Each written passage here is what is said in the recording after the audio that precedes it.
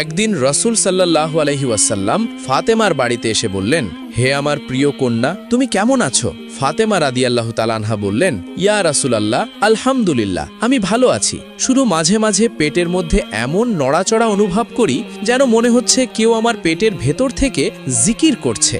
রাসূল সাল্লাল্লাহু আলাইহি ওয়াসাল্লাম অনেক বিস্মিত হয়ে বললেন, এ সন্তান একজন নেককার সন্তান হবে, তার অন্তর আল্লাহর জিকিরে ভরা থাকবে। এক রাতে হযরত আলী রাদিয়াল্লাহু তাআলা আনহু লক্ষ্য করলেন ফাতেমা রাদিয়াল্লাহু তাআলা আনহা গভীর রাতে ঘুম থেকে উঠে ওযু করলেন এবং তাহাজ্জুদ নামাজে দাঁড়ালেন। গর্ভের ভার থাকা সত্ত্বেও তিনি দীর্ঘ আয়াত তেলাওয়াত করলেন এবং দীর্ঘ সময় ধরে সেজদায় পড়ে থাকলেন। নামাজ শেষ হওয়ার পর হযরত আলী রাদিয়াল্লাহু তাআলা আনহু জিজ্ঞেস করলেন, ফাতেমা, তুমি তো অনেক ক্লান্ত, এত রাতেও কেন নামাজে দাঁড়ালে? ফাতেমা রাদিয়াল্লাহু তাআলা আনহা বললেন, আমি চাই আমার সন্তান গর্ভ থেকেই আল্লাহর স্মৃতিতে অভ্যস্ত হোক। সে আমার পেটে থাকতেই কোরআনের সুর শুনছে এবং কোরআনের সুরের কারণে তার অন্তর আলোয় ভরে উঠবে। একদিন দুপুরে রাসূলুল্লাহ সাল্লাল্লাহু আলাইহি ওয়াসাল্লাম মা ফাতেমার ঘরে এলেন। ওই সময় মা ফাতেমা বিশ্রাম নিচ্ছিলেন। রাসূলুল্লাহ সাল্লাল্লাহু আলাইহি ওয়াসাল্লামকে দেখে মা ফাতেমা বললেন, ইয়া রাসূলাল্লাহ, আমি আজ একটি অদ্ভুত স্বপ্ন দেখেছি। আমি দেখলাম আমার ঘরে উজ্জ্বল আলো ছড়িয়ে পড়েছে এবং কয়েকজন সাদা পোশাক পরা ফেরেশতা এসে আমাকে সালাম দিল। তারা বলল, হে ফাতেমা, তুমি এমন এক সন্তান ধারণ করেছ যে ইসলামের দ্বীন উজ্জ্বল করবে। রাসূল সাল্লাল্লাহু আলাইহি ওয়াসাল্লাম বললেন, তুমি যে সন্তানকে গর্ভে ধারণ করেছ সে আমার চোখের শীতলতা হবে এবং আমার উম্মতদের নেতা হবে। মা ফাতেমা রাদিয়াল্লাহু তাআলা আনহা প্রতিদিনই আল্লাহ রাব্বুল আলামিনের কাছে হাত তুলে দোয়া করতেন, হে আল্লাহ, এই সন্তানকে ঈমান দাও, তাকওয়া দাও, সাহসীর আলো দাও, যাতে সে সারা জীবন সত্য এবং ন্যায়ের পথে থাকতে পারে। গর্ভাবস্থায় প্রতিটি দিন তার কাছে ইবাদত, ধৈর্য এবং আল্লাহর শুকুরের এক নতুন উপলব্ধি ছিল। যেদিন হযরত হাসান রাদিয়াল্লাহু তাআলা আনহু জন্মগ্রহণ করবেন, মা ফাতেমা রাদিয়াল্লাহু তাআলা আনহা অনেক ভয়ে ছিলেন। ফাতেমা নবীজিকে বললেন, আব্বাজান, আমার অনেক ভয় করছে। প্রসব বেদনার যন্ত্রণা কতই কঠিন, আমি কি করে তা সহ্য করব? না জানি সন্তান প্রসব করতে গিয়ে আমার মৃত্যু হয়ে যায়। নবীজি কান্না ভরা কণ্ঠে বললেন, ফাতেমা, তুমি চিন্তা করিও না, আমি আল্লাহ রাব্বুল আলামিনের কাছে দোয়া করেছি। আল্লাহ রাব্বুল আলামিন যেন আমার ফাতেমাকে কোনো প্রকার প্রসব বেদনা না দেন। আল্লাহ যেন আমার ফাতেমার কোনো প্রকার প্রসব বেদনা ছাড়াই সন্তান প্রসব করার মতো উপযোগী করে দেন। মা ফাতেমা রাদিয়াল্লাহু তাআলা আনহার যখন সন্তান প্রসবের সময় ঘনিয়ে আসলো, নবীজি তার কয়েকজন স্ত্রীকে ফাতেমার ঘরে পাঠিয়ে দিলেন। নবীজির চাচি উম্মে ফদল ছিলেন ওই সময়ের একজন ধাত্রী। উম্মে ফদল সন্তান প্রসব করার জন্য যখন ফাতেমার বাড়িতে আসলেন, নবীজি কান্না ভরা কণ্ঠে উম্মে ফদলকে বললেন, চাচি, আমার ফাতেমার যেন কোনো প্রকার কষ্ট না হয়। ফাতেমা যদি প্রসব বেদনায় উফ শব্দটাও করে, আমি নবী সইতে পারবো না। অন্যদিকে আল্লাহর অশেষ রহমতে এবং কুদরতে মা ফাতেমার কোনো প্রকার প্রসব বেদনা ছাড়াই এবং কোনো প্রকার কষ্ট ছাড়াই হযরত হাসান রাদিয়াল্লাহু তাআলা আনহু জন্মগ্রহণ করলেন। ঘরের বাহিরে নবীজি এবং হযরত আলী রাদিয়াল্লাহু তাআলা আনহু অধীর আগ্রহে অপেক্ষা করছিলেন। উম্মে ফদল নবজাতককে একটি কাপড়ে মুড়িয়ে এনে নবীজির নিকট নিয়ে আসলেন। নবীজি নবজাতককে কোলে তুলে নিয়ে বললেন, আমি এর নাম রাখছি হাসান। এই বলে নবীজি ছোট্ট হাসানকে বুকে জড়িয়ে ধরলেন এবং হাসানের ঠোঁটে ও কপালে চুম্বন করতে লাগলেন। ইমাম হাসান রাদিয়াল্লাহু তাআলা আনহু এর জন্মের কয়েক মাস পরেই মা ফাতেমা রাদিয়াল্লাহু তাআলা আনহা পুনরায় আবার গর্ভবতী হলেন। পূর্বের ন্যায় আবারও নবীজি প্রতিদিন ফাতেমার বাড়িতে আসতেন ফাতেমার খোঁজ খবর নেওয়ার জন্য। একদিন রাসূলুল্লাহ সাল্লাল্লাহু আলাইহি ওয়াসাল্লাম যখন ফাতেমার বাড়িতে আসলেন, ফাতেমা বললেন, ইয়া আবাতি, হে আমার আব্বা, আমার অন্তরে এক অদ্ভুত ভয় কাজ করছে। আমার মনে হচ্ছে আমার গর্ভে যে সন্তান রয়েছে এই সন্তান বিশেষ কোনো পরীক্ষার জন্য পৃথিবীতে আসছে। রাসূল সাল্লাল্লাহু আলাইহি ওয়াসাল্লাম বললেন, তুমি ধৈর্য ধরো, তোমার এই সন্তান আল্লাহর পথে সর্বোচ্চ কুরবানি দেবে। তোমার এই সন্তান আল্লাহর পথে এত বড় কুরবানি দেবে যে অতীতে এত বড় কুরবানি আর কেউ দেয়নি এবং ভবিষ্যতেও কেউ দেবে না। এই কথা শোনার পর ফাতেমা রাদিয়াল্লাহু তাআলা আনহা বললেন, আল্লাহর রাস্তায় যদি কুরবানি হয় তাহলে আমি সন্তুষ্ট আছি। হুসাইন রাদিয়াল্লাহু তাআলা আনহু গর্ভে থাকা অবস্থায় মা ফাতেমা রাদিয়াল্লাহু তাআলা আনহা একটি অদ্ভুত স্বপ্ন দেখলেন। গর্ভের প্রায় শেষ মাসের দিকে এসে এক রাতে মা ফাতেমা রাদিয়াল্লাহু তাআলা আনহা দেখলেন বালুর ময়দানে একদল সৈন্য আর একটি শিশু সাহসের সাথে দাঁড়িয়ে আছে। সৈন্যগণ চতুর্দিক থেকে সেই শিশুটিকে ঘিরে রেখেছে। আকাশ থেকে একটি নূরের আলো সেই শিশুটির উপর পড়ছে।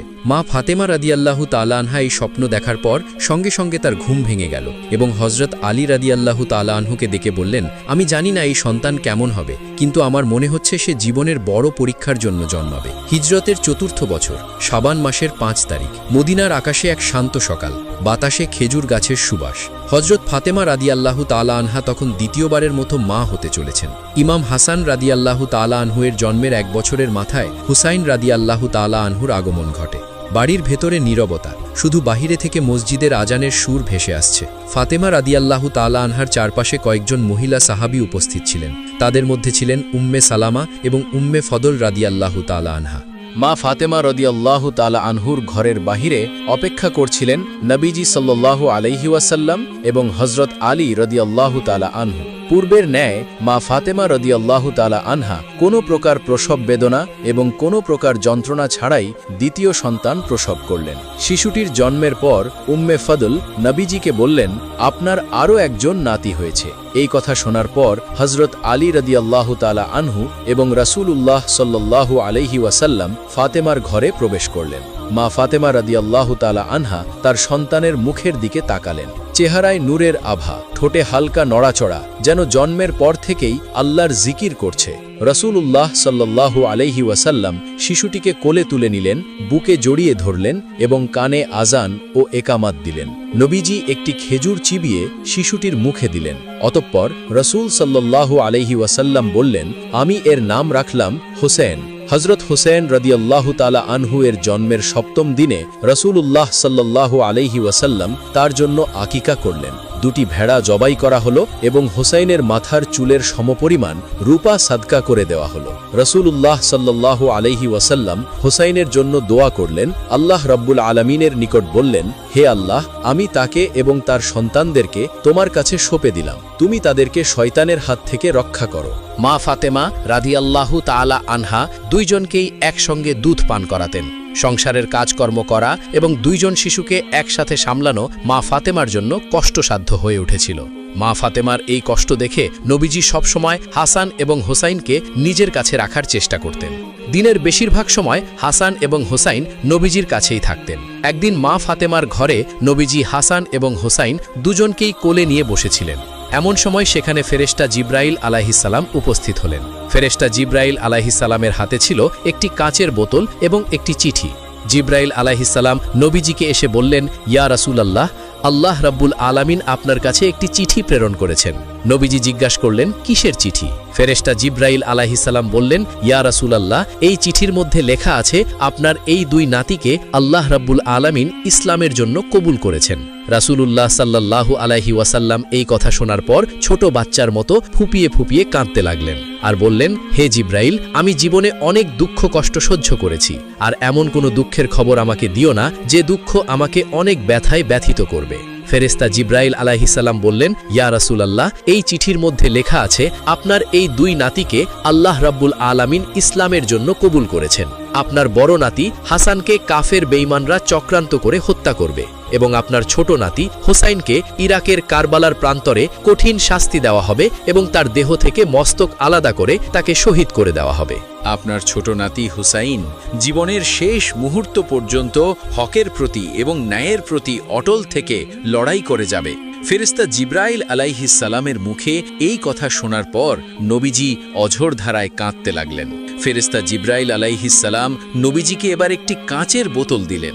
জিব্রাইল আলাইহিসসালাম বললেন, ইয়া রাসূলুল্লাহ, এই পাথরের টুকরোগুলো যেদিন রক্তে পরিণত হবে সেদিন আপনার কলিজার টুকরা নাতি কারবালার প্রান্তরে শহীদ হয়ে যাবে। নবীজি সেই কাঁচের বোতলটি যত্ন সহকারে রেখে দিলেন। একদা হযরত আলী রাদিয়াল্লাহু তাআলা আনহু মদিনার একটি বাজারে হাঁটছিলেন। হঠাৎ তিনি দেখতে পেলেন একজন ইহুদি তার হারিয়ে যাওয়া বর্মটি হাতে নিয়ে দাঁড়িয়ে আছে। সেই বর্মটি ছিল তার প্রিয় সম্পদ, যা তিনি বহুদিন আগেই হারিয়ে ফেলেছিলেন। আলীর চোখে মুখে অবাক হওয়ার ছাপ ফুটে উঠল। কিন্তু তিনি ধীর ও শান্ত সুরে ইহুদিকে বললেন, হে ইহুদি, এই বর্মটি আমার। আমি তো কখনোই এটিকে কাউকে দান করিনি বা কারো কাছে বিক্রিও করিনি। তুমি কোথা থেকে এটি পেলে? ইহুদি স্বাভাবিক কণ্ঠে উত্তর দিলেন, এটি আমার বর্ম। আমি এটি বহুদিন ধরে ব্যবহার করছি, আর দেখুন এটি আমার হাতেই রয়েছে। আলী বুঝতে পারলেন সরাসরি দাবি করে বর্মটি নেওয়া সঠিক হবে না। তিনি বললেন, তাহলে চলো আমরা বিচারকের কাছে যাই, বিচারকের মাধ্যমে সত্য প্রমাণিত হোক। অতঃপর তারা দুজনেই বিচারক শুরাইহের দরবারে গিয়ে উপস্থিত হলেন। শুরাইহ ছিলেন অত্যন্ত ন্যায়পরায়ণ এবং অভিজ্ঞ বিচারক। তিনি আলীর উপস্থিতি দেখে সম্মান জানালেন এবং বললেন, হে আমিরুল মুমিনিন, আপনি কি কোনো অভিযোগ নিয়ে এসেছেন? আলী বললেন, হ্যাঁ, ইহুদির হাতে যে বর্মটি রয়েছে সেটি আমার। আমি এটি হারিয়ে ফেলেছিলাম, কিন্তু আমি নিশ্চিত এটি আমার বর্ম, কারণ এটি আমি কখনোই কাউকে দান করিনি বা বিক্রি করিনি। হজরত আলী রাদিয়াল্লাহু তাআলা আনহুর এই কথা শুনে বিচারক ইহুদির দিকে তাকিয়ে বললেন, হে ইহুদি, আপনি কি কিছু বলবেন এই অভিযোগ সম্পর্কে? তখন ইহুদি দৃঢ়ভাবে বলল, এটি আমার বর্ম। দেখুন, এটি আমার হাতেই রয়েছে। আমি এটি কোনো অন্যায় পথে পাইনি, এটি আমার নিজের। শুরাইহ কিছুক্ষণ ভেবে আলীকে বললেন, হে আমিরুল মুমিনিন, আপনার দাবির পক্ষে কি কোনো প্রমাণ বা সাক্ষী আছে? আলী বললেন, হ্যাঁ, আমার আজাদকৃত দাস কানবার এবং আমার ছেলে হাসান উভয়ই সাক্ষী দিতে পারে এই বর্মটি আমার। শুরাইহ মাথা নিচু করে শান্তভাবে বললেন, হে আমিরুল মুমিনিন, ইসলামের আইন অনুসারে বাপের পক্ষে ছেলের সাক্ষ্য গ্রহণযোগ্য নয়, আর কানবার একা সাক্ষী হিসেবে যথেষ্ট নয়। সুতরাং প্রমাণের অভাবে এই বর্মটি ইহুদিরই অধিকারে থাকবে। তখন হজরত আলী রাদিয়াল্লাহু তাআলা আনহু নীরবে শুরাইহের রায় মেনে নিলেন। তার মুখে কোনো রাগ বা হতাশার চিহ্ন ছিল না। তার আচরণ দেখে উপস্থিত সবাই হতভম্ব হয়ে গেল। মুসলিম বিশ্বের খলিফা আমিরুল মুমিনিন নিজে বিচারকের সামনে দাঁড়িয়েছিলেন। ইহুদি, যিনি এতক্ষণ আত্মবিশ্বাসের সঙ্গে বর্মটির মালিকানা দাবি করছিলেন, এই ঘটনা দেখে তিনি অবাক হয়ে গেলেন। তিনি চিৎকার করে বললেন, এটা নিশ্চয়ই অবিশ্বাস্য। মুসলিমদের খলিফা নিজে আমাকে একজন সাধারণ ইহুদিকে বিচারকের কাছে নিয়ে এসেছেন এবং বিচারক তার বিরুদ্ধে রায় দিয়েছেন।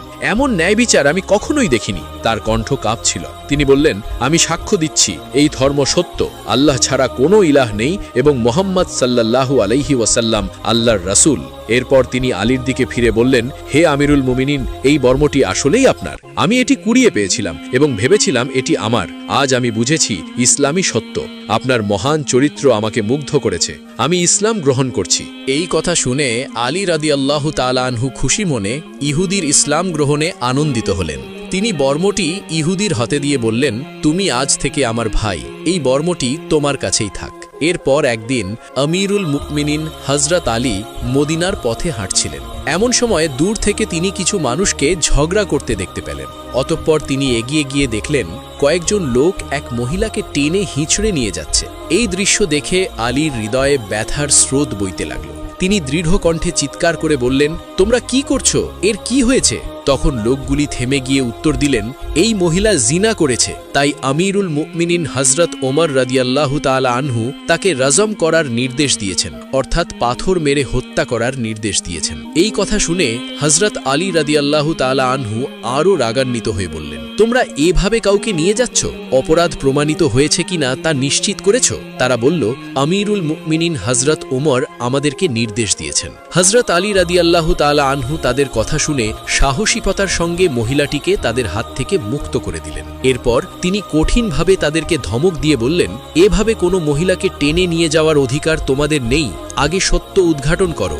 লোকগুলো চুপচাপ দাঁড়িয়ে থাকল। তারা বুঝতে পারল আলী কোনো সাধারণ ব্যক্তি নন। এরপর তারা ঘটনাটি ওমরের কাছে গিয়ে জানালো। তারা আমিরুল মুমিনিন হযরত ওমরকে বললেন, আলী আমাদের কাজে বাধা দিয়েছে এবং মহিলাকে মুক্ত করে দিয়েছে। তখন ওমর তাদের কথা শুনে একটু থমকে গেলেন। তিনি গভীর চিন্তায় পড়ে বললেন, আলী এমন কাজ করেছে? নিশ্চয়ই তিনি কোনো কারণ ছাড়া করেননি। তাকে আমার কাছে পাঠাও। অতঃপর হযরত আলী রাদিয়াল্লাহু তাআলা আনহুর কাছে যখন ওমরের বার্তা পৌঁছালো, তখন তিনি নীরবে ওমরের সামনে উপস্থিত হলেন। তার চেহারায় দৃঢ় এবং সৎ চিন্তার ছাপ স্পষ্ট ছিল। ওমর রাদিয়াল্লাহু তাআলা আনহু আলীকে বললেন, হে আলী, কি করেছো তুমি? তুমি কেন জেনাকারী মহিলার শাস্তি প্রদানে বাধা দিয়েছ? তখন আলী বিনয়ের সঙ্গে বললেন, হে আমিরুল মুমিনিন, আপনি কি রাসূল সাল্লাল্লাহু আলাইহি ওয়াসাল্লামের হাদিস শোনেননি? 3 ব্যক্তি থেকে কলম উঠিয়ে রাখা হয়। 1, ঘুমন্ত ব্যক্তি যতক্ষণ না সে জাগ্রত হয়। 2, ছোট্ট শিশু যতক্ষণ না সে প্রাপ্তবয়স্ক হয়। এবং 3, পাগল যতক্ষণ না সে সুস্থ হয়। তখন ওমর একটু অবাক হয়ে বললেন, হ্যাঁ, আমি একথা রাসূল সাল্লাল্লাহু আলাইহি ওয়াসাল্লামের কাছে শুনেছি, কিন্তু তোমার কথার অর্থ কি আলী? তখন আলী মুচকি হেসে ব্যাখ্যা করলেন, হে আমিরুল মুমিনিন, এই মহিলা মাঝে মাঝে মৃগী রোগে আক্রান্ত হয়। তখন তার মানসিক অবস্থা নিয়ন্ত্রণে থাকে না। এমনকি যখন সে অসুস্থ অবস্থায় ছিল তখনই কোনো পুরুষ তার সঙ্গে অন্যায় করেছে। এই অবস্থায় সে কোনোভাবেই দায়ী হতে পারে না। হযরত আলী রাদিয়াল্লাহু তাআলা আনহুর মুখে এই কথা শুনে ওমরের মুখে গভীর উপলব্ধির ছাপ ফুটে উঠল। তখন ওমর রাদিয়াল্লাহু তাআলা আনহু মাথা নেড়ে বললেন, তুমি সঠিক বলেছ আলী, এক্ষেত্রে মহিলার প্রতি অন্যায় করা ঠিক নয়, তাকে মুক্ত করে দাও। সেদিন ওমর আলীর বিচার বুদ্ধি এবং ধর্মীয় জ্ঞান দেখে মুগ্ধ হয়েছিলেন এবং সেই মহিলাকে মুক্ত করে দেয়া হলো। এরপর একদিন সাহাবারা একত্রিত হয়ে একটি মজলিসে বসেছিলেন। তাদের মধ্যে আমিরুল মুমিনিন হযরত ওমর রাদিয়াল্লাহু তাআলা আনহু এবং হযরত আলী রাদিয়াল্লাহু তাআলা আনহু উপস্থিত ছিলেন। সেই মজলিস থেকে হঠাৎ করে এক বৃদ্ধ দাঁড়িয়ে বলতে লাগলেন, হে আমিরুল মুমিনিন হযরত ওমর, আমার ভেতরে 8টি কথা আছে। আমি সেই 8টি কথা আপনার সামনে প্রকাশ করছি, তারপর আপনি আমাকে বলবেন আমি কেমন মানুষ। হযরত ওমর ফারুক রাদিয়াল্লাহু তাআলা আনহু ভাবতে লাগলেন, মানুষটি হয়তো বলবে আমার ভেতরে যে 8টি কথা আছে তার মধ্যে প্রথম কথা হলো আমি নামাজ পড়ি, রোজা রাখি, যাকাত দেই, হজ করি এবং গরিবদের সাহায্য করি। সেজন্য হয়তো ওমর বললেন, আচ্ছা ঠিক আছে, সেই 8টি কথা আপনি সবাইকে জানিয়ে দিন, তাহলে মানুষের অনেক উপকারে আসবে। তারপর আমি আপনাকে জানিয়ে দেব আপনার ঈমান কতটা মজবুত আছে। তখন সেই বৃদ্ধ ব্যক্তি আমিরুল মুমিনিন হযরত ওমর ফারুক রাদিয়াল্লাহু তাআলা আনহুকে বললেন, হে ওমর, আমার ভেতরে যে কথাগুলি আছে সেই কথাগুলো তো আগে শুনে নিন। সেই 8টি কথার মধ্যে প্রথমটি হলো আমার জান্নাতে যাবার কোনো তামান্নাই নেই, মানে আমার জান্নাতে যাবার কোনো ইচ্ছাই নেই। তখন হযরত ওমরের চেহারার রং কিছুটা পরিবর্তন হয়ে গেল। তিনি ভাবতে লাগলেন, আশ্চর্য কথা তো, জান্নাতে যেতে চায় না। তখন বৃদ্ধ ব্যক্তি হযরত ওমরের চেহারার দিকে তাকিয়ে বলতে লাগলেন, এটি তো প্রথম কথা, আপনি দ্বিতীয় কথাটি শুনুন। দ্বিতীয় কথা হলো আমার জাহান্নামকে ভয় লাগে না, মানে আল্লাহ যে জাহান্নামকে বানিয়েছেন তাকে আমি ভয় পাই না। হযরত ওমর এবার একটু নড়ে চড়ে বসলেন। তখন সেই বৃদ্ধ ব্যক্তি বলতে লাগলেন, হে আমিরুল মুমিনিন, সুস্থ হয়ে বসে যান, আমার 6টি কথা এখনো বাকি আছে, কিন্তু তার আগে আমাকে কথা দিতে হবে যে আপনি মোটেও রাগ করবেন না। এবার আমার তৃতীয় কথাটি শুনুন, আমি যদি কোনো মৃত জন্তুকে পাই তাহলে তাকে খেয়ে নেই। হযরত ওমর বললেন, আপনি কি মরা খান? বৃদ্ধ বললেন, হে ওমর, আপনি কথা দিয়েছেন আমি এই 8টি কথা যতক্ষণ পর্যন্ত না সম্পন্ন করব ততক্ষণে আপনি কোনো রকম রাগ করবেন না। এবার আমার চতুর্থ কথা শুনুন, আমি কোনো কিছুকে না দেখেই সাক্ষী দিয়ে দিই, মানে আমি কোনো চিন্তা ভাবনা না করে সাক্ষী দিয়ে দিই। হযরত ওমর বললেন, না না, এটা আপনি ভুল বলেছেন। বৃদ্ধ বললেন, এটাই সঠিক, আপনি বসে পড়ুন, আপনি আমাকে কথা দিয়েছেন। আমার পঞ্চম কথা হলো যদি কোনো ফিতনা আসে তাহলে আমি খুবই খুশি হই, মানে কোনো রকম ফিতনা দেখলে আমার খুবই ভালো লাগে। এবার হযরত ওমর নিজের রাগকে সহ্য করে বললেন, তাড়াতাড়ি বলুন আপনার 6 নম্বর কথাটি। বৃদ্ধ বললেন, 6 নম্বর কথা হলো আমাকে কেউ যদি এসে সত্য কথা বলে তাহলে আমি তাকে খুবই ঘৃণা করি, মানে সত্য কথাকে আমি খুবই ঘৃণা করি। এমন কথা শুনে হযরত ওমরের চেহারার সামান্য পরিবর্তন হয়ে গেল। তখন বৃদ্ধ বললেন, আমার 7ম কথা হলো আল্লাহর রহমত আসলে আমি পালিয়ে যাই। আর আমার 8ম কথা, যেটিকে আপনি খুবই ভালো করে মন দিয়ে শুনুন, ইহুদি এবং ঈসা যে কথা বলে সেটিকে আমি সঠিক বলি, মানে আমি তাদের কথাকে সঠিক বলে মনে করি। ব্যক্তিটি বললেন, হে আমিরুল মুমিনিন, আমার এই 8টি কথা সম্পূর্ণ হয়ে গেছে, বলুন আপনি আমার সঙ্গে কি করবেন। এই কথাগুলো শোনার পর হযরত ওমর খাড়া হয়ে দাঁড়িয়ে গেলেন আর বললেন, এত ভুলভাল 8টি কথা, আমার তো মন চাইছে আমি আপনার ওপর ফতোয়া জারি করে দেই যে আপনি ঈমান থেকে বের হয়ে গেছেন, আর আমার ইচ্ছা হচ্ছে আপনার ওপর বেটের আঘাত করি, আপনার শরীরকে ছিন্ন ভিন্ন করে দেই। এমন কথা বলে হযরত ওমর বেতটিকে ওঠাতে যাচ্ছিলেন, আর পাশে উপস্থিত থাকা হযরত আলী হযরত ওমরের দিকে তাকিয়ে বললেন, হে আমিরুল মুমিনিন, আপনি থেমে যান। এই বৃদ্ধ ব্যক্তি সেই কথাগুলো বলেছে যেখান থেকে তিনি আপনি এবং আমার থেকে ঈমানে অনেক বেশি এগিয়ে গেছেন। তখন হযরত ওমর চিন্তায় পড়ে গেলেন আর ভাবতে লাগলেন, হযরত আলী বলছে কি, বৃদ্ধ আমাদের থেকে ঈমানে বেশি এগিয়ে গেছে, তাহলে তো নিশ্চয়ই এর পেছনে কোনো কারণ অবশ্যই উপস্থিত আছে। এরপর হযরত আলী হযরত ওমরকে বললেন, আপনি থেমে যান, আমি এই বৃদ্ধের 8টি কথার উত্তর দিয়ে দিচ্ছি, আর সেটিও আবার কোরআনের রশি দেখে। এরপর হযরত আলী বললেন, এই বৃদ্ধ ব্যক্তি সর্বপ্রথম বলেছিলেন আমার জান্নাতের কোনো তামান্না নেই। তিনি সঠিক বলেছেন, কেননা তিনি জান্নাতের তামান্না করেন না, বরং জান্নাতকে যিনি বানিয়েছেন তারই তামান্না করেন, আর যেটা আমাদের সকলের তামান্না। হযরত রাবেয়া বসরি বলেছিলেন, জান্নাত মিলে বা না মিলে কিন্তু যদি একবার খোদার দিদার মিলে তাহলে সবকিছুই মিলে যাবে। এরপর হযরত আলী বললেন, আর দ্বিতীয় কথাটিও একদমই সঠিক, সে জাহান্নামকে ভয় পায় না, সে তো জাহান্নামকে যে সৃষ্টি করেছে তাকেই ভয় পায়, আর যে তাকে ভয় পায় তার জাহান্নামকে ভয় পাওয়ার কোনো প্রয়োজন নেই। পাশে বসে থাকা হযরত ওমর বললেন, হে আলী, তৃতীয় কথাটি বলেছে আমি মৃত জন্তুকে ভক্ষণ করি। তখন হযরত আলী হেসে উত্তর দিলেন, সে তো তুমিও খাও। হযরত ওমর বললেন, আমিও মৃত খাই? আলী বললেন, হে ওমর, আমিও খাই। হযরত ওমর বললেন, তুমিও খাও? হযরত আলী বললেন, হ্যাঁ ওমর, আপনি কি মাছ খান না? মানুষ মাছকে কিভাবে খায়, জ্যান্ত না মৃত? এরপর হযরত আলী বললেন, বৃদ্ধের চতুর্থ কথা ছিল আমি কোনো কিছু না দেখে সাক্ষী দিয়ে দেই। তখন হযরত আলী বললেন, বৃদ্ধ একদম সঠিক বলেছেন, আমরা কেউই আল্লাহকে দেখিনি, সকলেই বলি আল্লাহ তাআলা আছেন, তিনি এক এবং অদ্বিতীয়। সেই বৃদ্ধের পঞ্চম প্রশ্নটি ছিল, যদি কোনো ফিতনা আসে তাহলে আমার খুবই ভালো লাগে। হযরত আলী বললেন, এমনটি তো সবাই হয়ে থাকে। ফিতনার আসল অর্থ হল সম্পদ এবং সন্তান, কেননা সম্পদ এবং সন্তানের প্রতি সকলের ভালোবাসা থাকে। সেই বৃদ্ধ ব্যক্তির ৬ নম্বর প্রশ্ন ছিল, আমি হককে ঘৃণা করি। হযরত আলী বললেন, এটি তো সবাই করে থাকে। হক মানে হলো মৃত্যু, আর মৃত্যু থেকে বড় সত্য আর কিছুই নেই, কেননা মৃত্যু সবার কাছে আসবে, আমার কাছেও আসবে, আপনার কাছেও আসবে, সকলের কাছেই আসবে, কিন্তু এই মৃত্যুকে কেউই চায় না। সেই বৃদ্ধ ব্যক্তির সপ্তম কথা ছিল, আমি রহমত দেখতে পালিয়ে যাই। হযরত আলী বললেন, সবাই পালিয়ে যায়। আল্লাহর রহমত যখন এই পৃথিবীর জমিনে আসে তখন সকলে পালাতে শুরু করে, আর আল্লাহর রহমত মানে বৃষ্টি। যখন বৃষ্টি আসে তখন সকলেই ঘরের দিকে পালাতে শুরু করে। এরপর সেই ব্যক্তির অষ্টম যে কথাটি ছিল সেটি শুনে হযরত উমর বললেন, হে আলী, তুমি তো 7টি কথার প্রমাণ করে দিয়েছ, কিন্তু এই 8 নাম্বার কথা যে সে বলেছে সেটি একেবারেই মিথ্যা, তার কোনো উত্তর থাকবে না, কেননা সে বলেছে ইহুদি এবং ঈসা যা বলে তা সত্য। তখন হযরত আলী বললেন, বৃদ্ধ ব্যক্তি একদম সঠিক বলেছেন, ইহুদিরা যা বলে সেটাও সত্য, আবার ঈসা যা বলে সেটাও সত্য। হযরত ওমর ভাবতে লাগলেন, ইহুদিরাও সত্য বলে আর ঈসাও সত্য বলে, এটি কিভাবে সম্ভব? তখন হযরত আলী বললেন, যদি কোনো ইহুদিকে জিজ্ঞেস করা হয় তখন তারা বলবে ঈসা ভুল পথে চলতে শুরু করেছে, আর যদি খ্রিস্টানদের জিজ্ঞেস করা হয় তখন তারা বলবে ইহুদিরা সত্যের পথ থেকে সরে গিয়েছে। আর আমাদের এটিই ঈমান যে খ্রিস্টানরা নিজেদের রাস্তা থেকে সরে গিয়েছে, আবার ইহুদিরাও নিজেদের রাস্তা থেকে সরে গিয়েছে, কিন্তু সত্যের রাস্তায় যিনি দাঁড়িয়ে আছেন তিনি হলেন হযরত মুহাম্মদ সাল্লাল্লাহু আলাইহি ওয়াসাল্লাম। এবার হযরত আলীর এমন উত্তর শুনে হযরত ওমরের মাথা একেবারের মতো ঠান্ডা হয়ে গেল।